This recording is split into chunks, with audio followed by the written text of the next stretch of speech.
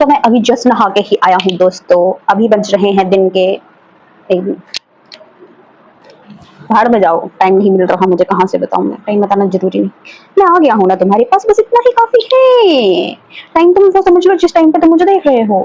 तो मैं नहा के आया हूँ अभी अभी, और जैसा कि तुम लोगों को पता है कि आज हमारा स्टोरी टेलिंग का दिन है, तो मैं तुम्हें एक अच्छी सी सुंदर सी मस्त स्टोरी सुनाने वाला हूँ। छी, बदतमीज कैसे बात कर रही है। तो दोस्तों, आज है हमारा स्टोरी टेलिंग का दिन, और जैसे कि मैं तुम्हें हफ्ते में एक बार जरूर कोई स्टोरी सुनाती हूँ, वो भी अपनी लाइफ से रिलेटेड। तो दोस्तों, मैंने सोचा कि क्यों ना उन स्टोरीज को हम लेवल वाइज मेरी उम्र के हिसाब से मुझे क्या क्या याद है वो मैं तुम्हें सुनाती चलूंगी। कैसे मैं बीच बीच में तुमको सुनाऊंगी तो तुम लोग भी पता लग जाओगे, और मुझे भी याद नहीं रहेगा मैंने तुमको पहले कौन सी स्टोरी सुना दी और मुझे अब कौन सी स्टोरी सुनानी है, इसलिए बारी बारी बारी चलेंगे दोस्तों। तो पिछली बार जब मैंने तुम्हें स्टोरी सुनाई थी तो वो मेरी जिंदगी का जो सबसे पहला कांड मुझे याद था, मैंने वो सुनाया था। उसके बाद हम अभी लेवल अप करेंगे। तो इससे पहले मैं तुम्हें ये बता देना चाहती हूँ, अगर तुम लोग मेरे चैनल पर नए हो तो मेरे चैनल को लाइक शेयर सब्सक्राइब जरूर करना मेरे दोस्तों।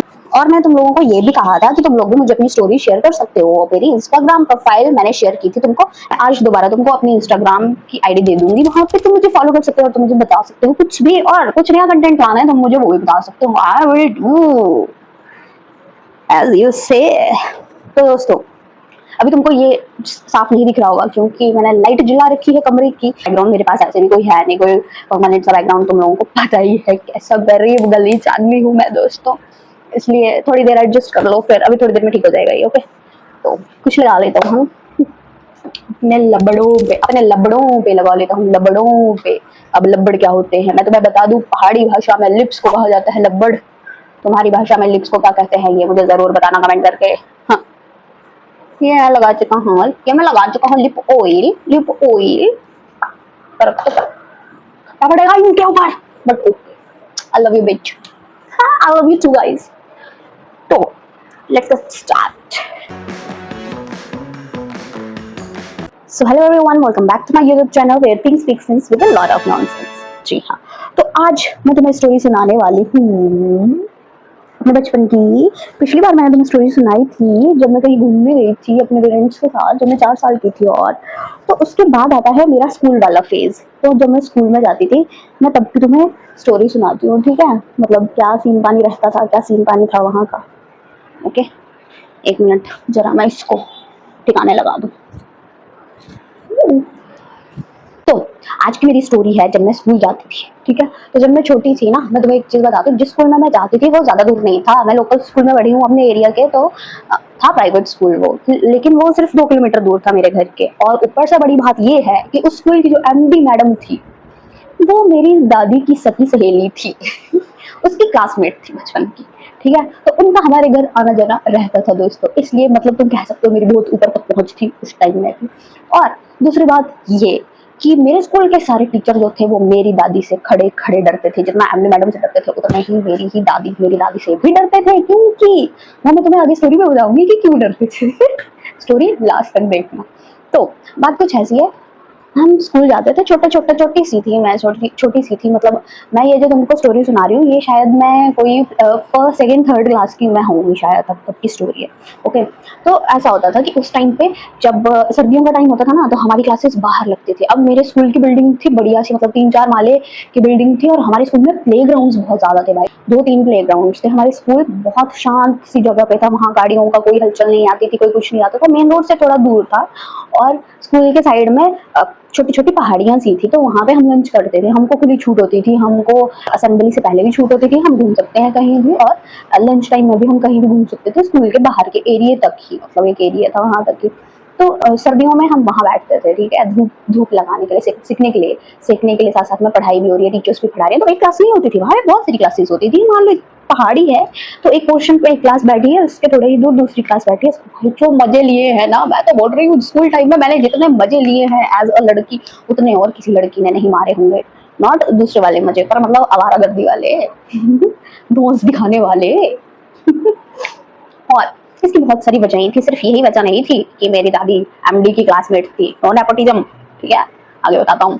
तो कुछ ऐसा हुआ कि मुझे ना टेबल्स नहीं आते थे, मेरा मैथ्स में दिमाग पहले से बहुत पंक्चर है, जो आज भी है, मैं महीने गिनने में गड़बड़ कर देता हूँ, मुझे नहीं समझ आता बड़ा। तो उस टाइम भी ऐसा ही था और मुझे टेबल लर्न करना इतना गंदा लगता था, इतना बुरा लगता था टेबल लर्न करना। लेकिन हमारी एक मैम होती थी सुनीता मैम, भाई वो बहुत मारती थी उस टाइम पे मार। तो उस टाइम पे तो नॉर्मल था, बच्चों को कूटा कूटा पीटा पीटा होता रहता था, तो वो मारती थी भाई, बहुत ज्यादा मारती, बहुत डर लगता था और उनसे हमें।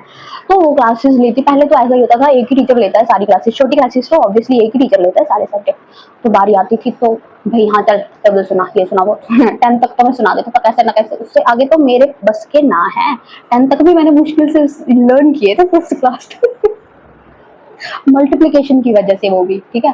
तो पता क्या होता था, मेरी दादी जैसे स्कूल आती थी, मेरी दादी बिल्कुल शोर शराबे के साथ अकेली आती अकेली थी, फीस देने आएगी, कभी हम लोगों को लेने आएगी, मुझे लेने आएगी या मेरे छोटे बहन को लेने आएगी। तो कहती थी हमारे नाम रखे हुए थे हमारी दादी ने अलग से, तो कहती थी कहाँ गए मेरे चंगू मंगू, कहाँ जैसी जगह पे बैठे हैं वो, क्लासेस बहुत सारी बैठी होती थी, पता नहीं कौन सी क्लास में बैठे। तो आते थे कहते कहाँ गए मेरे चंगू मंगू, मेरी और मेरी बहन को, कहाँ बैठे हैं, जल्दी लेके आओ उनको, है तुमको नहीं दिख रहा स्कूल की छुट्टी का टाइम हुआ। ऊपर से किसी भी टीचर को पकड़ लिया तो उससे पूछने लग गई तब गया नहीं कितना अजय तक क्या गल हुई, अरे तेरे कितने घर बच्चे वाला तो ज्यादा गलान ली, ज्यादा नहीं गलाना। और फिर वो हमें हमें कहती थी, मतलब टीचर्स को कहती थी मेरे बच्चों को ज्यादा नहीं डांटना है, अपनी भाइयों में कहती थी ज्यादा नहीं डांटना है, हाँ मैंने बोल दिया। और हमें कहती थी उनके सामने अगर कोई कुछ बोलेगा ना तो मेरे को बताना, मैं बताऊंगी इनको, बच्चे यहाँ पढ़ने आते हैं मार खाने नहीं आते हैं। और भाई जैसे ही मेरी दादी का ये दबदबा, मतलब 6 महीने में एक बार आ जाएगी, 6 महीने तक टीचर नजर भी नहीं देखता था, नजर ऐसे करके भी नहीं देखता था हमें, टेबल की तो बारी ही नहीं आती थी, मैं डर डर के मारे पहले ना, मतलब मैंने ये वाला साइकिल नोटिस नहीं किया, बट जैसे जैसे बुद्धि आती गई ना, दादी 6-6 महीने बाद आती थी, 4-4 महीने बाद आती, तो मैंने साइकिल पैटर्न नोट किया कि ऐसा होता है कि जब जब मेरी दादी आती है तो उसके बाद ना टीचर हमें इग्नोर करना शुरू कर देते हैं कि कोई क्वेश्चन नहीं पूछेंगे, कोई टेबल नहीं पूछेंगे, कहीं ड्यूटी नहीं, ब्लैक बोर्ड पे ड्यूटी नहीं लगाएंगे कि आओ बेटा ये वाला सम सॉल्व करो भाई।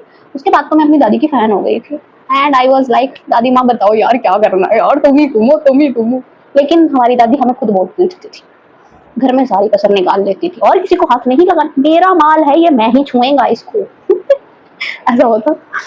तो अब तुम्हें पता लगा कि सारे टीचर्स क्यों डरते थे। एक्चुअली मेरी दादी तुम समझ लो लेडी डॉन टाइप की, उनसे सब डरते थे, दबदबा अच्छा था भाई, बहुत अच्छा दबदबा था मेरी दादी का, बहुत बार बचा हूँ दादी की वजह से यार, और उनकी ही वजह से हमें स्कूल का सारा स्टाफ जानता था। मैंने एक ही स्कूल में अपनी +2 तक पास आउट की है, केजी से लेके +2 तक मैंने एक ही स्कूल में की है, और वही झंडे गाड़े हैं हर साल पढ़ाई में भी और बाकी चीजों में भी तो आज की स्टोरी में इतना ही था दोस्तों, तुम लोगों को स्टोरी अच्छी लगी हो तो लाइक कमेंट करके जरूर बताना, और वीडियो अच्छी लगी हो तो इसको शेयर जरूर करना, और मेरे चैनल को सब्सक्राइब भी जरूर करना, और ऐसी ही मजेदार कहानियों के लिए बनी रहिए।